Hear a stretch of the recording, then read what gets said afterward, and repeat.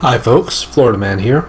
Today I'm bringing you a video on what I would consider to be the most basic and obvious alliance in the meta of diplomacy today, the Austrian-Italian Alliance. This alliance is extremely popular on playdiplomacy.com, and I've played it so many times that I can't count the number.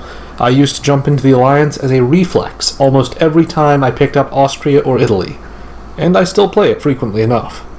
As usual, we'll discuss how this alliance works, what the pros and cons of this alliance are, how long it typically lasts, and whom it benefits most in execution. The way the Austrian-Italian alliance typically works is that these two powers refrain from going after each other early on, despite being neighbors, and either you will begin positioning to go after Turkey early on with a Lepanto, in which case Italy prepares to try a convoy chain to get into Turkish territory, or Greece, or Bulgaria, or you will try something more unorthodox, like the Key Lepanto. Most of the time, trying a more unorthodox approach requires more trust because it's a real possibility that trying something unorthodox will open up one player, usually the Austrian, to the likelihood of betrayal by the other. It doesn't help that in the first 2 years, Austria is weak enough that the Italian player actually has to be fairly disciplined not to simply try to snatch and grab centers. The benefit of trying more unorthodox movements than just the standard Lepanto is that in the standard Lepanto, growth is usually slow, and Italy can't play any part in the war against Russia in the first couple of years, whereas in the Key Lepanto and other more unorthodox movements, you can sometimes deploy Italian units against Russia in the center of the map, and or against Turkey in the Balkans, in a way that's otherwise impossible. Again, the downside is that whatever permutation of this you create will almost always create additional vulnerability for Austria to be stabbed by Italy.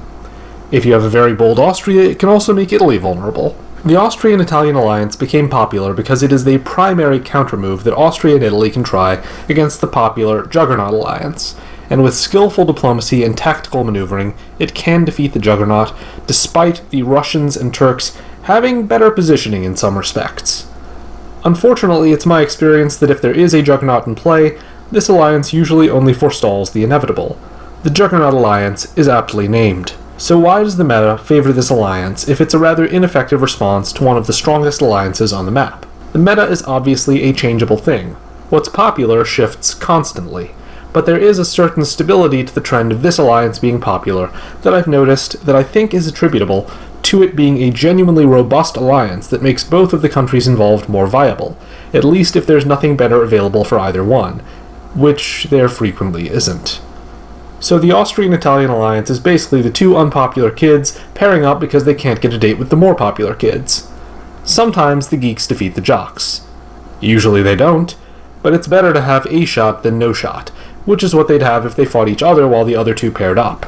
The problem for Italy about going after Austria early on, as I've mentioned in my Basics of Italy videos, is that when Italy does that, he is eliminating the shield between himself and the potential Juggernaut, and he is helping to fuel their growth by weakening their initial target.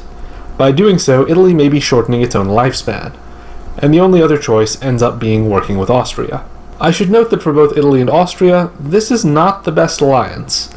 Better combinations absolutely exist for both of them. There is no stalemate line between Italy and Austria that would allow the two to actually reach the endgame and form a two-power draw together, so this alliance is inherently unstable. In Italian solos, Italy is more likely to have any Austrian center than to have any Russian center. Italy's home centers are right next to Austria's, with no neutral centers between them, and no empty spaces between Venice and Trieste. Austria and Italy almost cannot win without attacking each other at some point. When you're in an Austrian-Italian alliance, the best result you can usually hope for is a three-power draw, or that your ally will make a mistake and lower their guard so you can stab them and then try for the solo. For the Italian, an alliance with Russia will usually yield more explosive growth, albeit at a higher risk, than working with Austria. For Austria, alliance with Russia or Turkey will promise the same thing, though the Russian and Turk are less likely to be interested in friendship with the delicious-looking Austria. For Italy, there is even a scenario where having no Eastern ally is a better option than working with Austria, if the Austrian is a strong diplomat and tactician who can be counted on to hold Russia and Turkey off for a while by means of those methods, because that gives Italy time to defeat France in the west and obtain sufficient growth with which to have more power in the subsequent warfare in the east.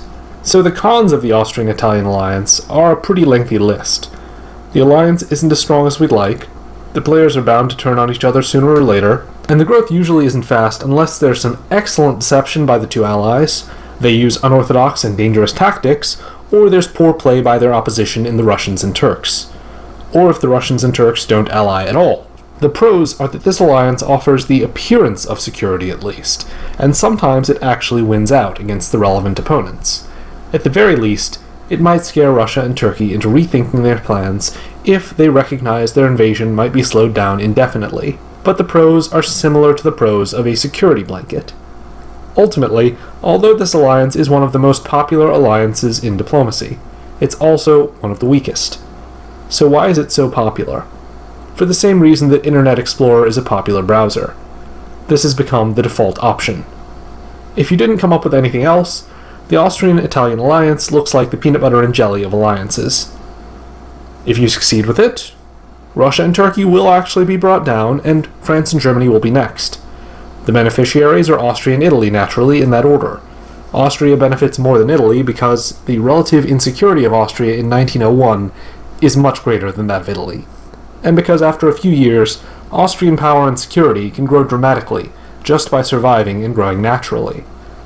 This is the nature of the Austrian power, rather than the nature of the alliance, but it makes for a significant benefit for Austria.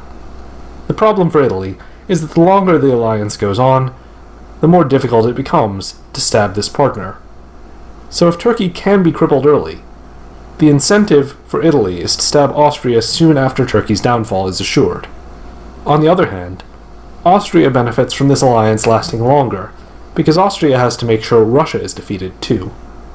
Again, the alliance suffers from misaligned incentives that end up meaning that as the alliance goes on, there will be one winner and one loser, which varies based on the skill of the players and the time frame for when the alliance breaks up.